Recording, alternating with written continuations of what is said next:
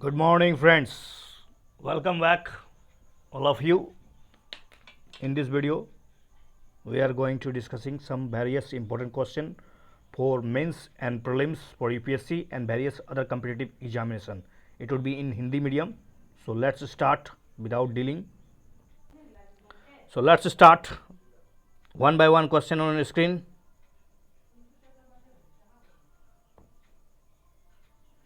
First question on the screen. Here about Ashok स्तंभ के विशेषताओं के बारे में पूछा गया है। निम्नलिखित कथनों पर विचार करते हुए बताइए कि अशोक स्तंभों की विशेषताओं के बारे में कौन सा कथन सही है। इन्हें मेसन द्वारा टुकड़ों में निर्मित किया गया है। स्तंभ के शीर्ष भाग पर आमतौर पर बैल या शेर की उत्कृष्ट आकृतियाँ उकेरी गई हैं। मौर्य साम्राज्य में पत्थर या प्रस्तर निर्मित स्तंभ स्थापित किए गए थे जिन्हें अभिलेखित किया गया था। Which option are correct? Time start now.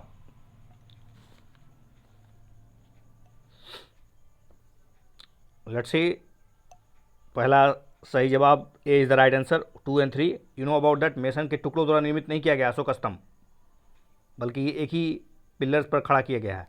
स्तंभों का निर्माण करने की परंपरा अति प्राचीन है और देखा गया है कि स्तंभों का निर्माण अखमानी साम्राज्य में भी प्रचलित था। अखमानी साम्राज्य या अखमानी स्तंभ मौर्यकालीन स्तंभों से अलग है, भिन्न है। मौर्य स्तंभ रॉक कट स्तंभ है जिन पर बहुत ही बेहतरीन उत्कृष्ट नक्काशी की गई है, जबकि अखमानी स्तंभों का निर्माण मेसन द्वारा टुकड़ों में किया गया है। जबकि मौर्य साम्राज्य का जो स्तंभ है वो एक ही प्रकार के चट्टान या एक ही प्रकार के पत्थर में है, उस टुकड़ों में नहीं है।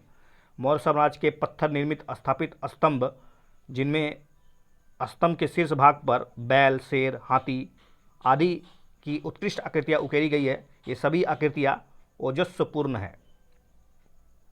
Next question from your screen. धर्मचक्र प्रतीक वाला मौर्यकालीन स्तंभ किस स्थान पर स्थित है? This is the simplest question I think. धर्मचक्र प्रतीक जो बुद्ध के धर्मचक्र परिवर्तन से पूछा गया है, तो you know about that. Sarnath is the right answer. Okay, let's see about it. Sarnath में स्थित है। इसे लोकप्रिय रूप से अशोक स्तंभ के रूप में जाना जाता है। यह मौर्यकालीन मूर्तिकला परंपरा का सबसे उत्कृष्ट उदाहरणों में से एक है। यह हमारा राष्ट्र प्रतीक भी है। इसे सूक्ष्मता से उत्कीर्ण किया गया है। इसमें गोलाकार आधार पर गर्जन करते हुए खड़े हुए शेरों की आकृतियाँ दिखाई गई है जो एक दूसरे के पीठ सटा करके बैठे हैं, और साथ ही साथ घोड़ा है, बैल है, शेर है, हाथी है, हिरन भी है, जिन्हें सटीकता के साथ उत्कीर्ण किया गया है।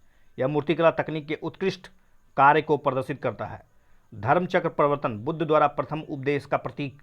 यह स्तंभ बुद्ध के जीवन में धर्मचक्र परिवर्तन महान ऐतिहासिक घटना का एक महान और एक मानक प्रतीक बन गया है। नेक्स्ट क्वेश्चन फ्रॉम योर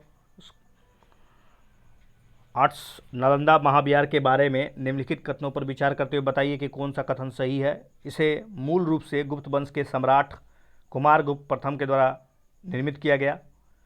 गुप्त काल के बाद विशेषकर 7वीं शताब्दी के दौरान कन्नौज के सम्राट हर्ष के दौरान नालंदा को कई राज्यों द्वारा नष्ट कर दिया गया,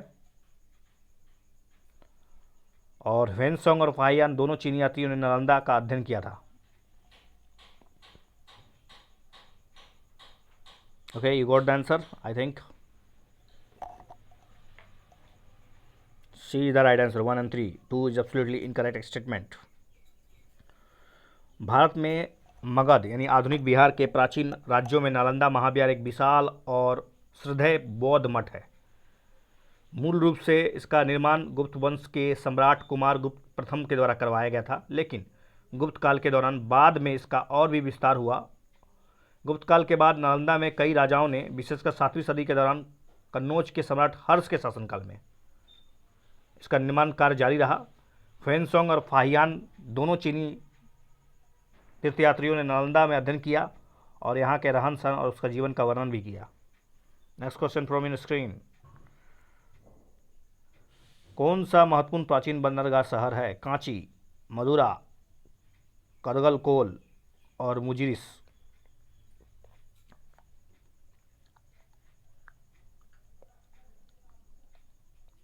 okay, it's the right answer. 1 to 4। 1 to 4, C is the right answer.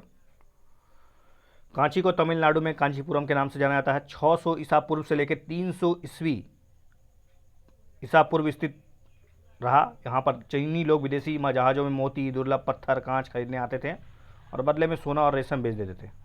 Tamil Nadu में मदुराई या मदुरै या पांड्यों की राजधानी थी, जिनका मन्नार की खाड़ी से होने वाले मोतियों के उत्पादन पर नियंत्रण था। मुजरिस ईसा पूर्व पहली शताब्दी में केरल के मालाबार तट पर मुजरिस या मुसिरी नाम का एक प्राचीन इंडो रोमन बंदरगाह था। तमिलनाडु में चोल राजवंश का बंदरगाह शहर पुमापुहर, जो लगभग 1000 वर्ष पूर्व समुद्री में नष्ट हो गया था। ध्यान दें कि पुमापुहर शहर को विज्ञान और प्रौद्योगिकी विभाग के नेतृत्व वाले एक कंसोर्टियम के द्वारा डिजिटली रूप से फिर से जीवित किया जा रहा है। डीएसटी ने अधिकारियों को कहा कि संगम तमिल साहित्य में यह वर्णित किया गया है कि दक्षिण तमिलनाडु में मौजूद पुमापुहर शहर से 30 किलोमीटर दूर पर स्थित कदलकोल या समुद्र के बढ़ते जलस्तर के कारण जलमग्न हो गया था। नेक्स्ट क्वेश्चन, कौन सा भारत में नौपाषाण स्थल है? Burzahom, Brahmagiri, Tekkalakota, Chirand. Options here.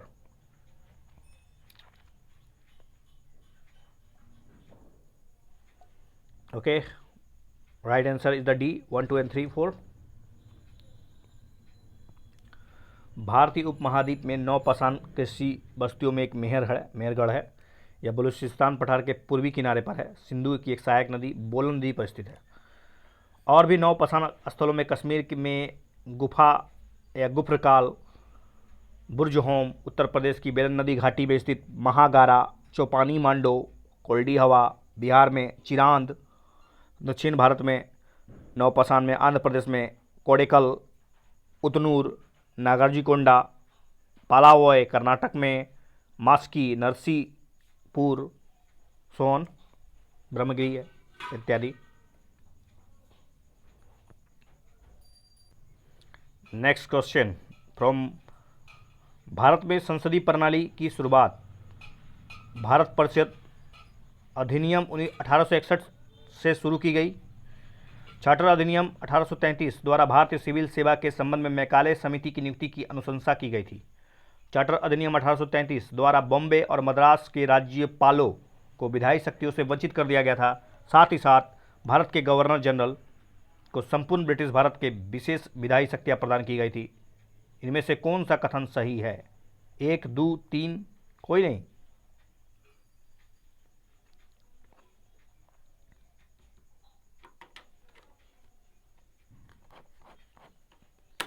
I think you got the answer.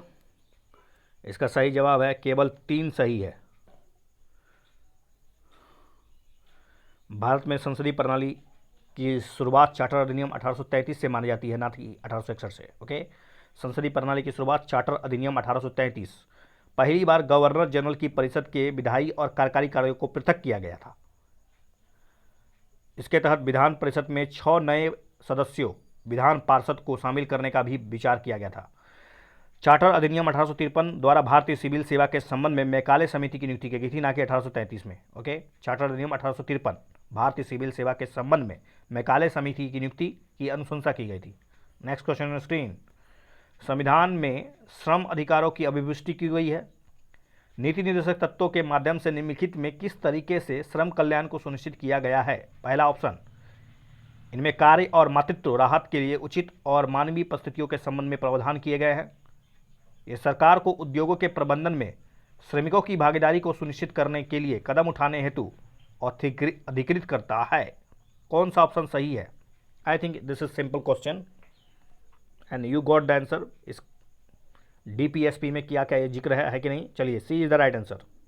1 and 2 both the correct statement. Let's see about it. मातृत्व लाभ अधिनियम या इसके हालिया संशोधन जैसे अधिनियमों को राज्य के नीति निर्देशक सिद्धांत या तत्व अनुच्छेद 42 की भावनाओं के अनुरूप अधिनियमित किया गया है। 2 नंबर, ये एक प्रकार के समाजवादी सिद्धांत है जो भारत के आर्थिक इतिहास पर आधारित है। भारत में समता, निष्पक्षता और न्याय के सिद्धांतों पर आधारित एक आर्थिक प्रणाली को स्थापित किया गया है, इसलिए श्रम कल्याण को सुनिश्चित करने के लिए ऐसे अधिकार महत्वपूर्ण हैं। क्वेश्चन नंबर 3 ऑन स्क्रीन, निम्नलिखित में कौन सा आदर्श रूप से एक लोकतांत्रिक राजनीति की विशेषताएं नहीं होनी चाहिए? लोकतांत्रिक राजनीति की विशेषता नहीं है, इनमें से कौन सा सही है? प्रेस पर सेंसरशिप। यदि नागरिक संस्थाएं लोकतांत्रिक आशाओं को पूरा करने में विफल रहती है तो सैन्य बल उन पर अधिकार स्थापित कर सकते हैं। सरकार का संचालन गैर निर्वाचित व्यक्तियों द्वारा नहीं किया जाना चाहिए। I think this is logically question.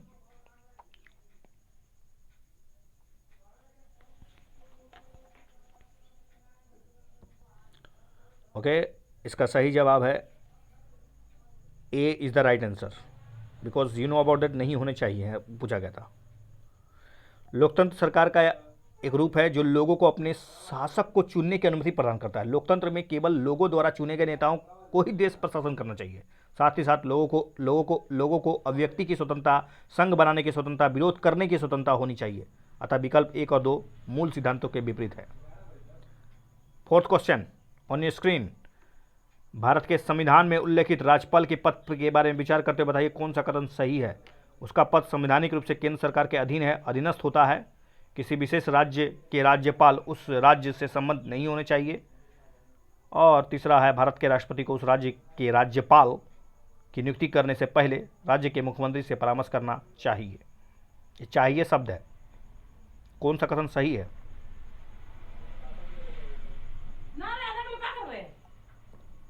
Okay, D is the right answer. इसमें से कोई अभी स्टेटमेंट सही नहीं है राज्यपाल के बारे में। संविधान के तहत राज्यपाल स्वतंत्र पद धारण करता है।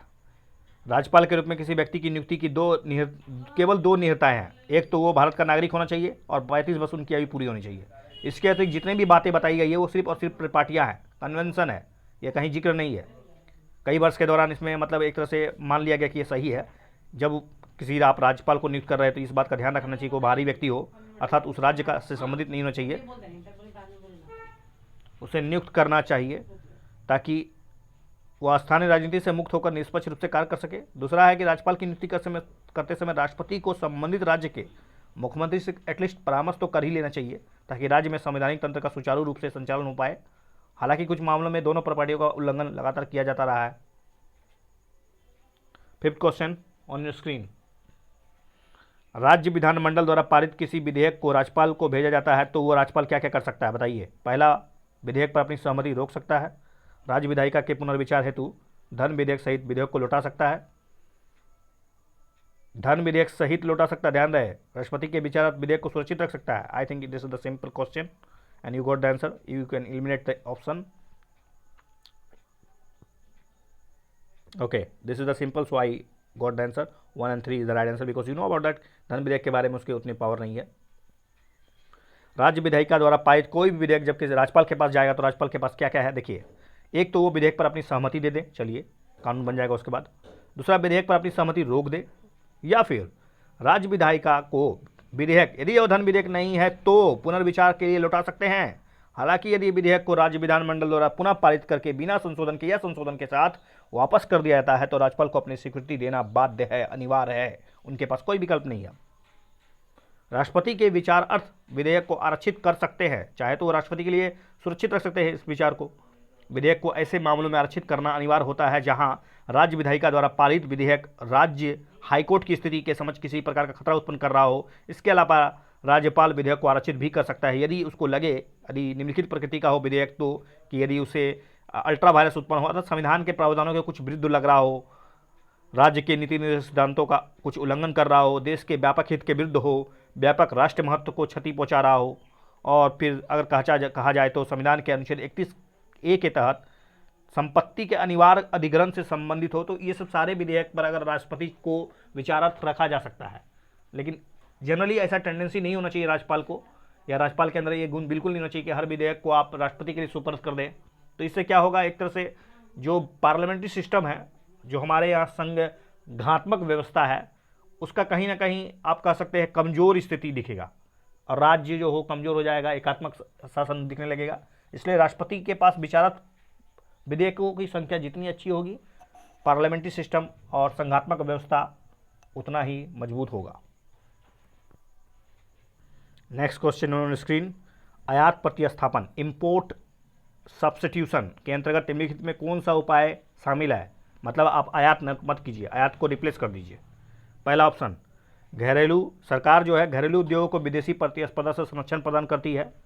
दूसरा, निर्यात को हतोत्साहित करना, ताकि क्योंकि वे घरेलू खपत में कमी करते हैं जिसके कारण उत्पादन में गिरावट होती है। निम्नलिखित में कौन सा कथन सही है? I think this is the simple question because second option something fishy, something could be eliminated or not eliminated, you can see. Let's your time start now.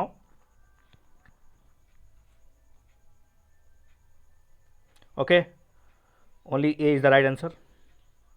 B is absolutely incorrect statement.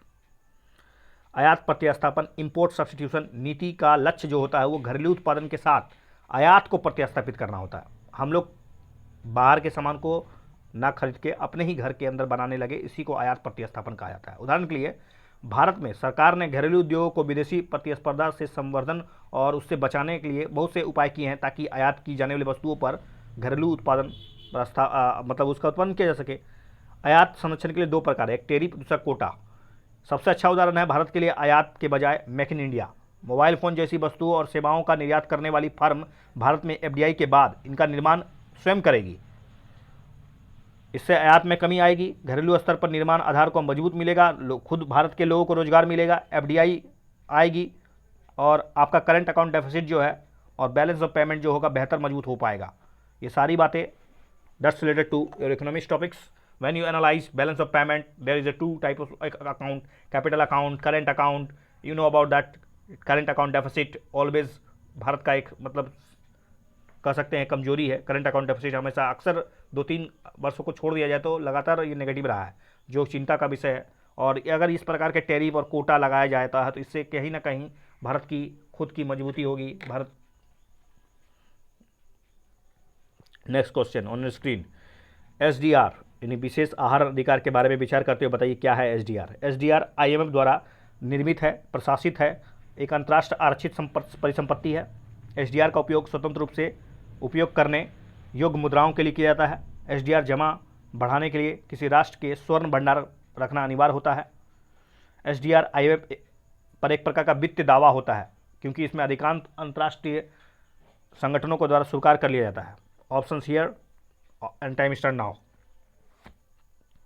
SDR के बारे में सोचिए।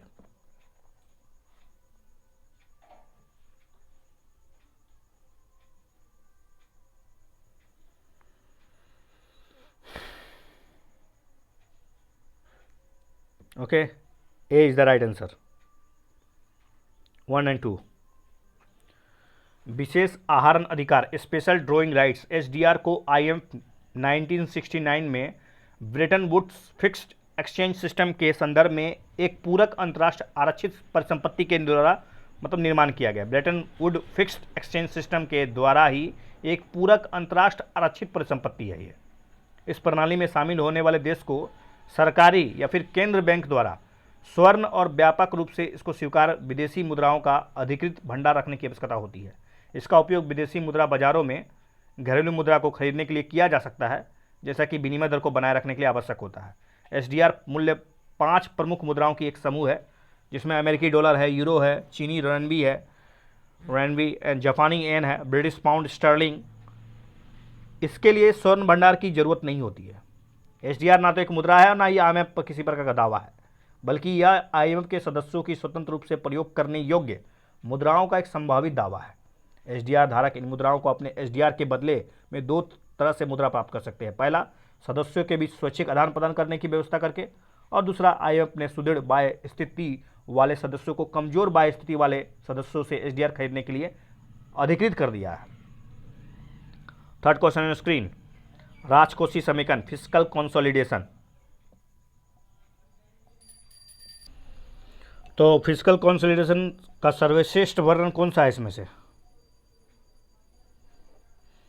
घाटे को पूरा करने के लिए सार्वजनिक क्षेत्र के उद्यमों का विनिवेश करने की सरकार की रणनीति, सरकार द्वारा अपने घाटे और ऋणों को कमी करने हेतु प्रस्तावित नीतियों को, गैर निष्पादित परिसंपत्ति वाले ऋणों की वसूली करने हेतु अनुचित बैंकों की कार्य योजना को, या फिर अनुसूचित बैंकों के ऋण संवितरण तंत्र में सुधार के लिए सरकार के एजेंडा को।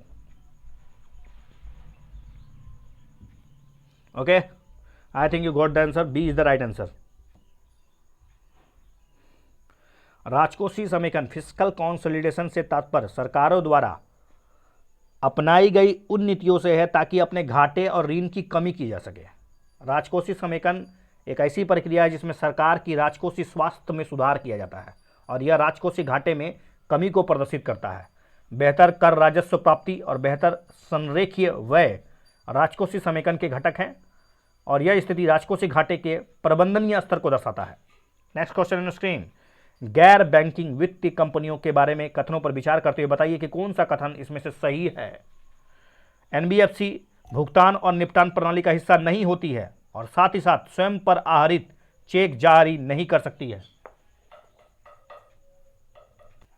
दूसरा, एनबीएफसी मांग जमा स्वीकार कर सकती है। और तीसरा, जमा बीमा और ऋण गारंटी निगम की जमा बीमा सुविधा एनबीएफसी के जमाकर्ताओं के लिए उपलब्ध नहीं है। उपयुक्त में से कौन सा कथन सही है?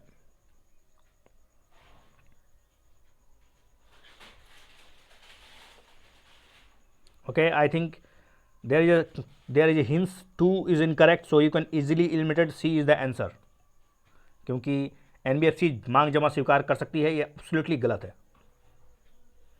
गैर बैंकिंग वित्तीय कंपनियां NBFC non banking financial companies ऋण प्रदान करती है और साथ ही साथ निवेश भी करती है। इसलिए इनकी गतिविधियां बैंकों के समान ही है, हालांकि कुछ अंतर है इसमें। एनबीएफसी मांग जमा स्वीकार नहीं कर सकती है, you know about that. NBFC को 12 महीने की न्यूनतम अवधि और अधिकतम 60 महीने के सार्वजनिक जमा को स्वीकार और नवीनीकृत करने की अनुमति है। वे मांग पर पुनर्भुगतान योग्य जमा स्वीकार नहीं कर सकती है। वे मांग पर पुनर्भुगतान योग्य जो होते हैं उसका जमा स्वीकार नहीं कर सकती है। एनबीएफसी भुगतान और निपटान प्रणाली का हिस्सा भी नहीं होती है और स्वयं पर आहरित चेक जारी नहीं कर सकती है। जमा बीमा और क्रेडिट गारंटी निगम की जमा सुविधा बैंकों के विपरीत एनबीएफसी के जमाकर्ताओं के लिए उपलब्ध नहीं होता है।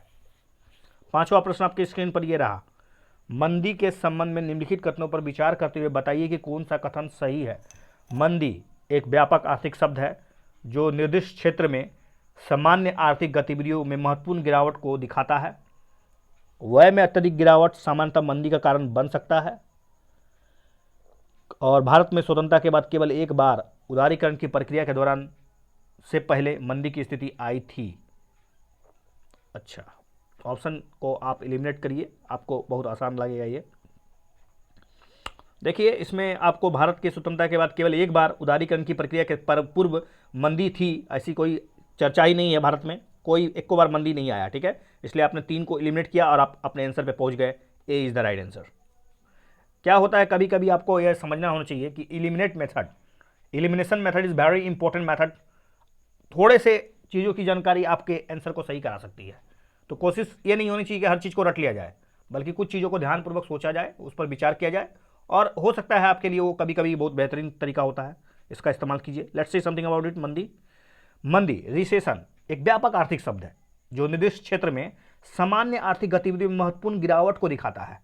इसमें आमतौर पर 2 लगातार तिमाहियों में होने वाले आर्थिक गिरावट में भयंकर गिरावट आती है। मतलब ओवरऑल यू कैन सिंपली से 2 लगातार तिमाही में होने वाली आर्थिक गिरावट के रूप में इसको व्यक्त किया जाता है। उदाहरण के लिए जीडीपी के मासिक संकेतों में, जैसे कि बेरोजगारी में बहुत वृद्धि हो रहा है। सरकारें आमतौर पर विस्तारवादी व्यापक आर्थिक नीतियों को अपनाकर मंदी का समाधान करने का प्रयास तो करती ही है, जैसे कि मुद्रा की आपूर्ति बढ़ा दी जाएगी, सरकार व्यय में वृद्धि कर देगा, करों में कटौती कर दिया जाएगा। अब ये हाल का चर्चा अब देख रहे होंगे वर्तमान में क्या हो रहा है। सरकार जो है लगातार खर्च कर रही है, आपको पता होगा नेगेटिव में आ गया था आप लोग का जीडीपी विकास दर, हमारे -23%, वो आप समझ सकते हैं। तो सरकार खर्च कर रही है, बैंक इंटरेस्ट घटा रहा है, कॉर्पोरेट टैक्स ऑलरेडी पूरा कम कर चुका है भारत सरकार। स्वतंत्रता के बाद भारत में 4 बार मंदी की स्थिति उत्पन्न हुई थी, जहां पर ऑप्शन में दिया गया केवल एक बार। बताइए, उदारीकरण के समय और वर्तमान में सबसे खराब स्थिति अभी उत्पन्न हुई है।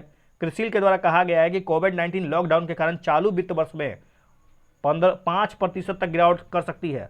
आपको पता है फर्स्ट क्वार्टर में तो -23 चला गया है, अब सेकंड क्वार्टर का रिपोर्ट आने वाला है, उसमें आपको पता चल जाएगा। अगर 2 लगातार क्वार्टर तिमाही जिसको कहा जाता है, अगर उसमें नेगेटिव रहा तो ये एक मंदी की बहुत ही बेहतरीन सूचक है, आप रिसेशन में घुस चुके हैं ऐसा लगेगा। पिछले 69 वर्षों में भारत में 1958 में, 1966 में, 1980 में केवल 3 बार मंदी की स्थिति उत्पन्न हुई थी। ध्यान रहे, इन मंदियों के कारण समान ही थे, अर्थात मानसून की विफलता हुई थी, कृषि बुरी तरह से प्रभावित हुआ था, युद्ध हो रहा था, 3 फ्रंट से हम लोग एक तरह से घिर चुके थे और अर्थव्यवस्था का बहुत बड़ा हिस्सा प्रभावित हो चुका था। दस यू कैन सिंपली से चारों तरफ बेरोजगारी थी, हाहाकार था, लोग भुखमरी से पीड़ित थे, कृषि की बहुत ही अव्यवस्था उत्पन्न हो गई थी। इन सभी को निकालने के लिए 1991 में एक ग्रेट लिबरलाइजेशन पॉलिसी लाया गया, उदारीकरण जिसको कहा जाता है, उदारीकरण, LPG. Okay, next question, Bharat में महापाषाण यानी मेगालिथिक स्थलों के बारे में बताइए। महापाषाण स्थलों का निर्माण या तो समाधान स्थलों पर या स्मारकों के रूप में किया गया था। भारत में पुरातत्वविदों द्वारा अधिकांश महापाषाण स्थलों का संबंध लौह युग से बताया जाता है। महापाषाण स्थल भारतीय उपमहाद्वीप में बहुत ही विस्तृत हैं, हालांकि इसमें अधिकांश उत्तरी भारत में ही पाए जाते हैं। कौन सा कथन सही है? There is something hints in the question, I think you know what the hints. उत्तरी भारत में ही पाए जाते हैं, ऐसा कुछ है क्या अधिकांश? तो आपको पता चल चुका है महापाषाण उत्तरी भारत में नहीं है, इसलिए आप आराम से 3 को काटिए और अपना आंसर ले जाइए उठा के। A is the right answer. 26 का ए आपको पता चल चुका होगा, A is the right answer. महापाषाण स्थलों का निर्माण या तो समाधान स्थलों या स्मारकों के रूप में किया गया है, ये सही है। महापाषाण संस्कृति विश्व भर में नवपाषाण युग से लेकर प्रारंभिक ऐतिहासिक काल 2500 ईसा पूर्व से लेकर 200 ईस्वी तक प्रचलित थी। भारत में पुरातत्वविदों ने लौह युग जो कि 1500 ईसा पूर्व से लेकर 500 ईसा पूर्व से संबंधित अधिकांश महापाषाण स्थलों का पता लगाया। हालांकि कुछ स्थल लौह युग 2000 ईसा पूर्व से पहले के भी पाए गए हैं। महापाषाण स्थल भारतीय उपमहाद्वीप में बहुत ही विस्तृत है, हालांकि इसमें अधिकांश प्रायद्वीप भारत में पाए जाते हैं, ना कि उत्तरी भारत में। ओके, जो कि महाराष्ट्र, कर्नाटक, तमिलनाडु, केरल, आंध्र प्रदेश और तेलंगाना में केंद्रित है। पुरातत्वविदों का कहना है कि लगभग 2200 महापाषाण स्थल प्रायद्वीप भारत में स्थित है, जिनमें से अधिकांश अभी तक खोजा ही नहीं गया है। वर्तमान में महापाषाण संस्कृति कुछ जनजातियों जैसे मध्य भारत के गोंड, मेघालय और खासी के लोगों के बीच अभी भी जीवंत बनी हुई है। Next question on screen, Bharat में कौन सा सबसे प्राचीन और आधुनिक भाषाई समूह है? पहला option Austro Asiatic Tibeto Burman, Austro Asiatic Indo Aryan, Indo Aryan और एस्ट्रो एशियाटिक, और फाइनली डी टिबेटो बर्मन और द्रविडियन। चलिए, ये तो आपको पता ही होगा, एक स्टैटिक प्रश्न है। एस्ट्रो एशियाटिक और इंडो आर्यन भारत में सबसे प्राचीन और आधुनिक भाषाई समूह का एक बहुत ही बेहतरीन स्वरूप है। भारत में 4 भाषाई समूह हैं। एस्ट्रो एशियाटिक सबसे प्राचीन है, टिबेटो बर्मन है, द्रविडियन है और इंडो आर्यन आधुनिक है। ओके, अगला क्वेश्चन है, लोरिया नंदनगढ़ निम्नलिखित में किस लिए प्रसिद्ध है? लोरिया नंदनगढ़ अशोक के काल से संबंधित एक बृहद स्तूप है, मौर्य काल से संबंधित एक विशालकाय लौह स्तंभ जिसका उपयोग श्रीलंका में धर्म प्रचार के लिए किया गया था। आपके ऑप्शन ये रहे और आपके समय शुरू होते हैं अब।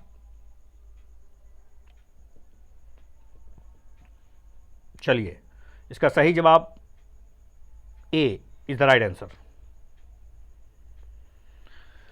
लोरिया नंदनगढ़। लोरिया नंदनगढ़ एक ऐतिहासिक स्थल है जो बिहार के पश्चिम चंपारण जिले में स्थित है। यह मौर्य काल के अवशेष यहां पाए गए हैं। खुदाई के दौरान नंदनगढ़ एक बहुभुज या क्रॉस आकार का आधार निर्मित एक विशाल का स्तूप है जिसका गुंबद विलुप्त हो गया है, जिसकी ऊंचाई अनुपातिक रूप से अधिक रही होगी, ऐसा माना गया है। यह स्तूप भारत में सर्वाधिक ऊंचाई वाले स्तूपों में से एक रहा होगा। 32 फुट ऊंचा लंबा स्तंभ, 50 टन वजनी वाला शीर्ष स्तंभ है इसका, जो इंजीनियरिंग का एक शानदार नमूना है। रामपुरा का वृषभ शीर्ष भी मौर्यकालीन मंदिर मूर्तिकला का एक शानदार नमूना है। गांव का नाम यहां स्थित अशोक के स्तंभ और स्तंभ के दक्षिण पश्चिम के लगभग 2 किलोमीटर दक्षिण में स्थित स्तूप टीला नंदनगढ़ यानी नानागढ़ से लिया गया है।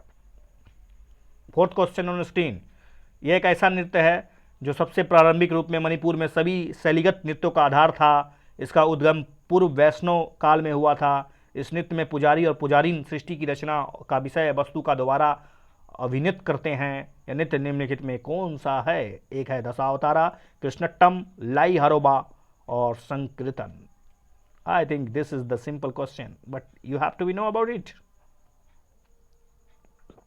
This is the toughest question, not a simple question. C is the right. Laim Haroba. Lime हरोबा इज द राइट आंसर. लाई हरोबा मणिपुर में अभी भी प्रचलित एक प्रमुख त्योहारों में से एक है. पूर्व वैष्णव काल में इसका उद्भव हुआ था. लाई हरोबा नृत्य का प्रारंभिक रूप जो मणिपुर में सभी शैलीगत नृत्यों का आधार है. इसका शाब्दिक अर्थ देवताओं या का अमोद प्रमोद. यह नृत्य गीत और एक अनुष्ठानिक अर्पण के रूप में प्रस्तुत किया जाता है. मायबा और मायबी पुजारी और पुजारीने मुख्य अनुष्ठानक होते हैं जो सृष्टि की रचना का विषय वस्तु को दोबारा अभिनीत करते हैं. पांचवा प्रश्न है, मधुबनी पेंटिंग के संदर्भ में विचार करते हैं बताइए कि कौन सा कथन गलत है. इसका उल्लेख प्राचीन भारतीय ग्रंथ रामायण में मिलता है. चित्रों को चित्रित करने के लिए बड़े पैमाने पर ब्रश का उपयोग किया जाता है. यह एक लोक चित्रकला है जिसकी उत्पत्ति मध्य भारत में हुई थी. पेंटिंग की प्रकृति काफ़ी हद तक पंथ निरपेक्ष है और विषय वस्तु को चित्रित करती है. चूंकि पेंटिंग एक सीमित भौगोलिक क्षेत्र तक सीमित है इसलिए इसका विषय के साथ साथ इसकी शैली भी मुख्य रूप से समान है. देखिए इसमें आपको हिंट्स मिल चुका होगा कौन सा गलत मांगा गया है, तो आप फाइंड कीजिए कौन सा सही है. तो आपको मिल रहा होगा कि 2 जिसमें है वो तो होगा ही. चलिए छाटते हैं. अब आपके रहा 2 4 5 और 2 3. देखिए 2 और 4 दोनों में है. आपको पता करना है 3 या 5 कौन सा गलत है. तो आइए 5 में हम पढ़ते हैं. क्योंकि लिखा हुआ है कि इस विषय की साथ साथ इसकी शैली भी मुख्य रूप से समान है. क्या चूंकि पेंटिंग सीमित भौगोलिक क्षेत्र में है. तो चलिए इसका सही जवाब आपको मिल चुका होगा मेरे ख्याल से. यस, इसका सही जवाब है 2 3 4. D is the right answer. 5 absolutely wrong है. तो इसका सही जवाब है 2 3 4 सही है वो. मधुबनी जिसका अर्थ है शहद का जंगल, लोक चित्रकला की एक पुरानी शैली जिसका उल्लेख रामायण में कुछ प्राचीन भारतीय ग्रंथों में मिलता है. बिहार में मिथिला क्षेत्र में इसकी उत्पत्ति के कारण मिथिला क्षेत्र में इसकी उत्पत्ति हुई थी, जबकि ऑप्शन कुछ अलग ही था. इसकी उत्पत्ति के कारण इसे मिथिला के नाम से भी जाना जाता है. समकालीन ब्रश के बजाय पेंटिंग बनाने के लिए टहनियाँ, माचिस या यहाँ तक कि उंगलियों का उपयोग किया जाता था. चूँकि पेंटिंग एक सीमित भौगोलिक क्षेत्र तक सीमित है इसलिए इस विषय के साथ साथ इसकी शैली भी बहुत ही समान है. इसलिए ऑप्शन जो अंतिम वाला ऑप्शन था वो सही था, ना कि गलत. मधुबनी को अब परिधान, कागज, कैनवास और अन्य उत्पादों पर भी चित्रित किया जाता है. जो राम, कृष्ण, लक्ष्मी, शिव, दुर्गा, सरस्वती, देवी देवताओं के चित्र बहुत ही बेहतरीन चित्र होते हैं. बिहार के या पटना के शहरों में दौड़िएगा या चलिएगा, टहलिएगा तो आपको दीवारों में अच्छी मधुबनी चित्रकला, यहाँ तक कि बहुत से स्टेशनों में और यहाँ तक कि ट्रेनों में भी मधुबनी चित्र को उकेरा गया है, जो भारत की एक बहुत ही परंपरागत शैली को दिखाता है. अगला सवाल आपकी स्क्रीन पर. भारतीय इतिहास में मुगल काल के दरमियान प्रचलित परवान शब्द किससे संदर्भित करता है. परवान शाही परिवार के एक सदस्य के आदेश को, प्रांतीय अदालत की कार्यवाही को, उच्च अधिकारियों द्वारा जारी किया गया आदेश को या फिर बादशाह के आदेश को. चलिए परवान के बारे में आपको इसकी जानकारी, ये रखने वाली चीज़ है. ये उच्च अधिकारियों द्वारा जारी किया गया आदेश है परवान. देखिए थोड़ा सा स्टेटमेंट है. निशान जो है ये शाही परिवार का एक आदेश है. निशान शाही परिवार का. शान शाही, 100 से 100 शाही, 100 से शाही हो गया. फरमान जो होता है जनरली आपको पता होगा बादशाह का आदेश होता है, जबकि परवान ये उच्च अधिकारियों द्वारा जारी किया गया है. और सिहाया हुजूर ये प्रांतीय अदालत की कार्रवाई है. Next question. चोलों के शिलालेखों में विभिन्न प्रकार के करों का उल्लेख मिलता है. इन शिलालेखों में सर्वाधिक उल्लेखित निम्नलिखित में कौन सा कर है. चलिए बताइए कौन सा सर्वाधिक उल्लेख है शिलालेखों में. लड़ामोल, बेट्टी, सुरनाम या फिर रुमोलना. 16 के शिलालेख में विभिन्न प्रकार के करों का उल्लेख है, तो ये कर में है. इसका सही जवाब है बेट्टी. B is the right answer.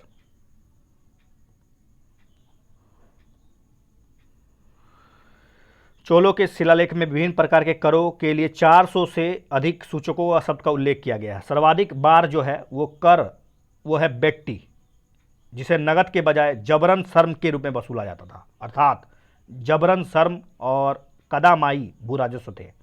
इसके अतिरिक्त घर पर छाजन लगाने वाले कर, खजूर या ताड़ के पेड़ पर चढ़ने के लिए सीढ़ी उपयोग का लगाने पर कर.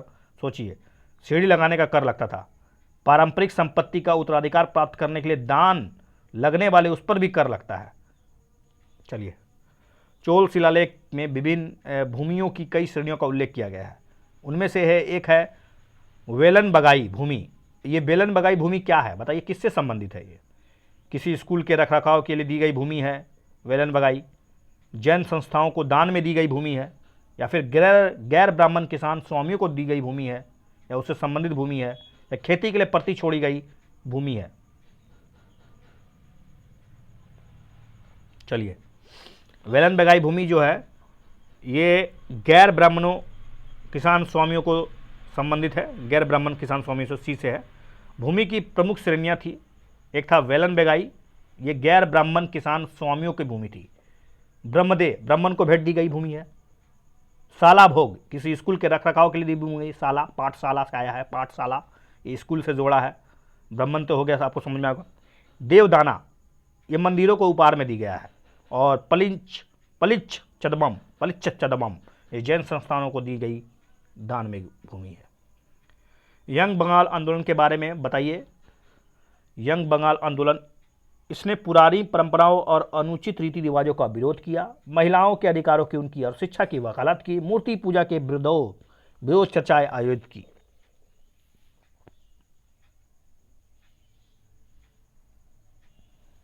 चलिए, इसका तो सही जवाब आपको पता चल चुका होगा, बहुत ही सिंपल प्रश्न है, D is the right answer, 1 2 3 all are right. Young Bengal, Henry William Derozio. Young Bengal आंदोलन के संस्थापक हेनरी विलियम डेरोजियो कलकत्ता के हिंदू कॉलेज के अध्यापक थे। इनके अनुयायियों को डेरोजियन और उनके आंदोलन को यंग बंगाल आंदोलन के रूप में जाना गया। उन्होंने पुरानी परंपराओं, अनैतिक रीति रिवाजों का विरोध किया, महिलाओं के अधिकारों और उनकी शिक्षा की वकालत की, मूर्ति पूजा, जातिवाद, अंधविश्वास के विरुद्ध संगठनों की स्थापना की, चर्चाएं आयोजित की। ये राजा राम मोहन राय इससे बहुत ही मतलब इनके फेवरेट थे। अगला क्वेश्चन है, किससे है? प्रार्थना समाज से है। प्रार्थना समाज का मुख्य उद्देश्य में से क्या था? पश्चिमी दूषित विचारों से हिंदू समुदाय को आध्यात्मिक रूप से शुद्ध करना, शोषित समाजों को सामाजिक न्याय दिलाना, भारत में गुरुकुल शिक्षा प्रणाली को पुनर्जीवित करना, या फिर एक स्वतंत्र भारत की स्थापना करना। आई थिंक बहुत ही सिंपल सवाल है और आपको आंसर मिल चुका होगा क्योंकि आपने आंसर देख लिया था बीच में। तो इसका सही जवाब है शोषित को सामाजिक न्याय प्रदान करना, प्रार्थना समाज। 1867 में आत्माराम पांडुरंग ने स्थापना किया, जिसका मूल उद्देश्य एक ईश्वर में विश्वास करने वाले केवल एक ईश्वर की पूजा करने के लिए प्रेरित करना था। मुख्य सुधारक वे बुद्धिजीवी थे जो हिंदुओं की सामाजिक व्यवस्थाओं में सुधार की वकालत करते थे। इसने जातिगत प्रथा को हटाने, बाल विवाह को समाप्त करने, महिलाओं को शिक्षा को प्रोत्साहित करने, विधवा बिना पुनर्विवाह पर प्रतिबंध को समाप्त करने की मांग की। इस समाज की धार्मिक बैठकें हिंदू, बौद्ध और ईसाई ग्रंथों पर आधारित थी। अगला प्रश्न आपके संविधान से है। संविधान का अनुच्छेद 110 धन विधेयक की परिभाषा से संबंधित है। इस अध्याय के प्रयोजन के लिए कोई विधेयक धन विधेयक समझा जाएगा यदि उसमें केवल निम्नलिखित में सभी या किन्हीं विषयों का संबंधित उपवेग शामिल है। क्या? पहला ऑप्शन, किसी स्थानीय प्राधिकरण द्वारा किसी भी प्रकार का कर उत्साधन करना। स्थानीय प्राधिकरण, ओके। भारत की संचित निधि से धन का विनियोग करना। संघ सरकार द्वारा धन उधार लेने के संबंध में विनियमन करना। Okay, I think you can easily eliminate it with the help of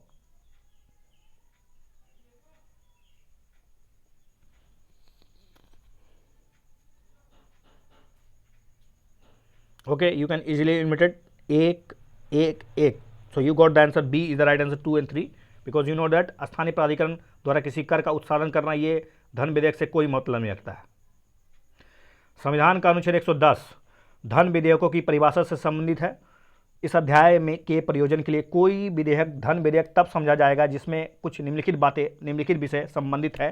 पहला, किसी कर को लगाना, उत्साधन करना, हटाना, परिहार करना, परिवर्तन करना, रेगुलेशन करना, भारत सरकार द्वारा धन उधार लेने या कोई प्रत्याभूति देने का विनियमन, अथवा भारत सरकार द्वारा अपने पर ली गई या ली जाने वाली कोई वित्तीय बाध्यताओं से संबंधित विधि का संशोधन करना, भारत की संचित निधि या आकस्मिकता निधि की अभिरक्षा, किसी विधि में धन जमा करना, उसमें धन निकालना, भारत की संचित निधि से धन का विनियोग करना,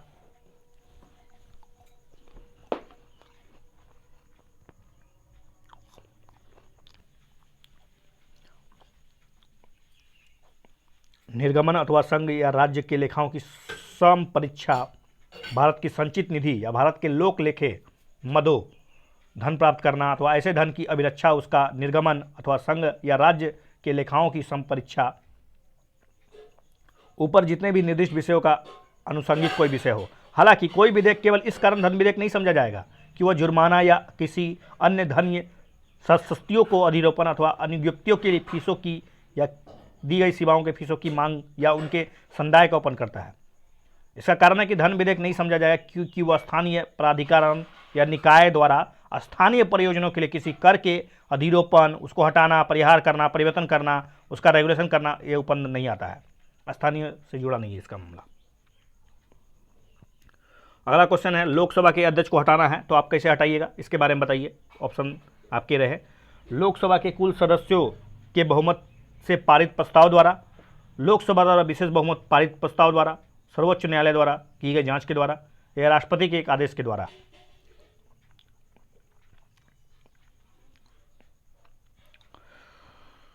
तो सही उत्तर का चयन कर लिया हो आप लोगों ने।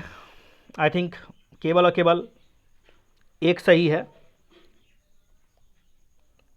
Only and only one. Lok Sabha के कुल जो सदस्य हैं बहुमत के प्रस्ताव पारित करेंगे, ऑटोमेटिक लोकसभा के अध्यक्ष को हटा दिया जाएगा। अध्यक्ष को निम्नलिखित 3 मामलों में किसी भी मामले में अपना पद त्याग करना होगा। यदि वह लोकसभा का सदस्य नहीं रहते हैं, यदि वह उपाध्यक्ष को संबोधित अपने पत्र द्वारा इस्तीफा दे देते हैं, यदि लोकसभा के सभी सदस्य के बहुमत से पारित प्रस्ताव द्वारा हटा दिया जाता है। इस तरह के प्रस्ताव को केवल 14 दिन की अग्रिम सूचना देने के बाद ही लाया जा सकता है। जब अध्यक्ष को हटाने के संबंध में प्रस्ताव सदन में विचाराधीन होता है तो वह सदन की अध्यक्षता नहीं कर सकते हैं या नहीं कर सकती है। हालांकि वह उपस्थित हो सकते हैं, वह ऐसे समय में सदन की कार्रवाई में भाग ले सकते हैं, पहली बार में मतदान कर सकते हैं। हालांकि वो वोटों की समानता की स्थिति में मत नहीं दे सकते, कास्टिंग वोट जिसको बोलते हैं, निर्णायक मत वो नहीं दे सकते हैं। यहाँ ध्यान देना चाहिए कि जब भी लोकसभा विघटित होती है तो अध्यक्ष अपना पद रिक्त नहीं करता है, बल्कि वह नई लोकसभा की बैठक तक पद पर बना रहता है। अगला क्वेश्चन है, अध्यक्ष के पद से ही है।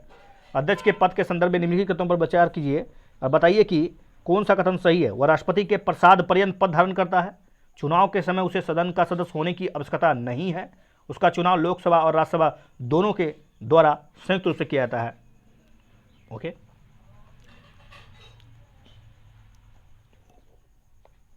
चलिए आप आराम से इसको छाट सकते थे, ये तो ऐसे खत्म है, और चुनाव लोकसभा राज्यसभा ऐसे कोई मतलब 3 भी खत्म, तो इसका सही जवाब डी हो गया।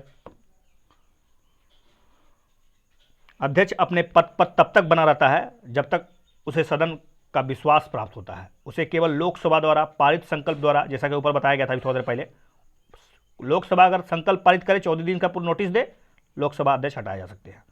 सदन में उपस्थित और मतदान करने वाले सदस्यों के साधारण बहुमत द्वारा अध्यक्ष को अपने सदस्यों में चुना जाता है। अपने ही सदस्यों के बीच से साधारण बहुमत के द्वारा अध्यक्ष चुना जाता है, ना कि राष्ट्रपति का प्रसाद पर्यंत होते हैं। इस प्रकार अध्यक्ष के चुनाव में कोई भी विशिष्ट निहरता निर्धारित नहीं है। संविधान में केवल यह कहा गया है कि अध्यक्ष को सदन का सदस्य होना चाहिए। उसके चुनाव में राज्यसभा की कोई भूमिका नहीं होती है, लेकिन लोकसभा और राज्यसभा दोनों राज्यसभा के पीठासीन अधिकारी अर्थात उपराष्ट्रपति के निर्वाचन में भूमिका निभाते हैं। यू नो अबाउट द उपराष्ट्रपति। उपराष्ट्रपति का चयन कैसे होता है, इसके बारे में लिख भेजिए कमेंट में हमको। भारत में राजनीतिक दलों की प्रणाली के अस्तित्व को संविधान की निम्नलिखित अनुसूची में कौन सी स्पष्ट रूप से संवैधानिक मान्यता प्रदान है। राजनीतिक दलों की प्रणाली के अस्तित्व को संविधान की निम्नलिखित में कौन सा अनुसूची है, बताइए। 9वीं अनुसूची, 10वीं अनुसूची, 7वीं अनुसूची और 3री अनुसूची। आपके ऑप्शन ये रहे, आपके समय शुरू होते हैं। अब आपको पता होगा राजनीतिक दल पहली बार कब जिक्र हुआ था। जी हाँ, इसका सही जवाब है 10वीं अनुसूची। इससे पहले राजनीतिक या दल सबका कोई मतलब जिक्र ही नहीं था संविधान में। संविधान की 10वीं अनुसूची जो दल बदल विरोधी कानून से जुड़ा हुआ है, you know about the anti defection law, इसके बारे में भी लिखिए कुछ 2-3 लाइन और लिख दीजिए मुझे कि रूपरेखा राजनीतिक दल परिवर्तन के दोषों तथा दुष्प्रभावों जो कि पद के प्रलोभन अथवा भौतिक लाभ या किसी प्रकार के अन्य समान प्रलोभन से प्रेरित होती है, उस पर रोक लगाने के लिए ये 10वीं अनुसूची जोड़ा गया था। चूँकि आया राम गया राम का टेंडेंसी बहुत विकसित हो रहा था, 1985 में कोशिश की गई थी और फाइनली जाके आपको पता होगा 10वीं अनुसूची 52वां संविधान संशोधन, चूँकि दल बदल विरोधी प्रावधानों के स्पष्ट रूप से राजनीतिक दलों और सदस्यों और इसकी सदस्यता छोड़ने वाले को अयोग्य घोषित करता है कि अस्तित्व का उल्लेख आता। 10वीं अनुसूची में राजनीतिक दलों की प्रणाली को मान्यता प्रदान की गई। निम्नलिखित कथनों पर विचार करते हुए बताइए कि कौन सा कथन सही है। कोई विधेयक लोकसभा में पारित और राज्यसभा में विचाराधीन है, वो लैप्स हो जाएगा, व्यफगत हो जाएगा।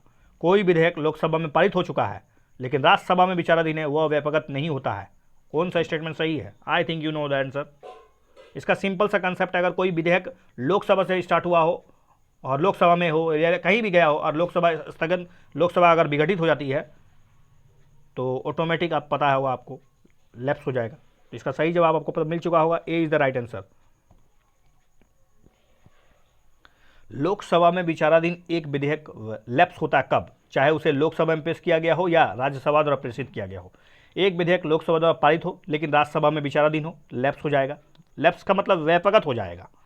एक विधेयक जो दोनों सदनों से असहमति के कारण पारित ही नहीं हुआ हो और राष्ट्रपति ने लोकसभा के विघटन के पहले ही पूर्व सदनों की संयुक्त बैठक बुला ली हो, इसमें लैप्स नहीं होने वाला है। ऐसा विधेयक जो राज्यसभा में विचाराधीन हो लेकिन लोकसभा द्वारा पारित नहीं किया हो, लैप्स कैसे होगा? वो तो राज्यसभा में विचाराधीन है, लोकसभा द्वारा पारित ही नहीं किया गया हो। ऐसा विधेयक जो दोनों सदनों द्वारा पारित हो, राष्ट्रपति की स्वीकृति के लिए विचाराधीन हो, लैप्स नहीं होने वाला है। ऐसा विधेयक जो दोनों सदनों द्वारा पारित हो, राष्ट्रपति द्वारा दोनों सदनों के पुनर्विचार के लिए लौटा दिया गया हो, वो भी लैप्स नहीं होने वाला है। अगला प्रश्न, पेगोंग त्सो झील के बारे में कथनों पर विचार करते हुए बताइए कौन सा कथन सही है। पेगोंग त्सो झील हिमालय के स्थित एक एंडोर्फिक लैंडलॉक झील है, एक सिंधु नदी के बेसिन क्षेत्र का हिस्सा है और यह रामसर कन्वेंशन के तहत एक अंतर्राष्ट्रीय महत्व की आर्द्र भूमि के रूप में मान्यता प्राप्त है। कौन सा कथन सही है पेंगसो लिंक के बारे में? Let's see. Only A is the right answer. D केवल एक सही है। पेंगसो लीक जो है एक लैंडलॉक झील है, बाकी सारे बातें गलत है। रामसर कन्वेंशन से कोई मतलब ही नहीं है इसको। पेंगसो झील हिमालय में लगभग 4350 मीटर ऊंचा है, एक लैंडलॉक झील है। ओके, और यह भारत में तिब्बती स्वायत्त क्षेत्र चीन तक विस्तृत है और झील की लंबाई का लगभग 60% तो तिब्बत के स्वायत्त क्षेत्र में है। शीतकाल के दौरान यह झील लवनी जल जख होने के बावजूद भी पूरी तरह से जम जाती है। यह सिंधु नदी बेसिन के क्षेत्र का हिस्सा नहीं है और भौगोलिक रूप से एक अलग लैंडलॉक नदी बेसिन है। यह झील रामसर कन्वेंशन के तहत अंतर्राष्ट्रीय महत्व की एक आर्द्र भूमि के रूप में निर्दिष्ट की जाने की प्रक्रिया में है। अभी इसको आर्द्र भूमि के निर्दिष्ट रामसर कन्वेंशन के तहत जो आर्द्र भूमि का जो डेजिग्नेशन मिलता है वो अभी इसमें नहीं आया है। इसके पश्चात यह कन्वेंशन के तहत दक्षिण एशिया की पहली ट्रांस बाउंड्री आर्द्र भूमि बन जाएगी अगर ऐसा होता है तो। भारत में कोयले की समस्या निम्नलिखित में कौन सी है? कोयले की समस्या से जुड़ी हुई समस्या निम्न कैलोरी मान है, उच्च राख सामग्री है, देश में कुछ कोयला भंडार का अधिकांश भाग लिग्नाइटाइट प्रकार का।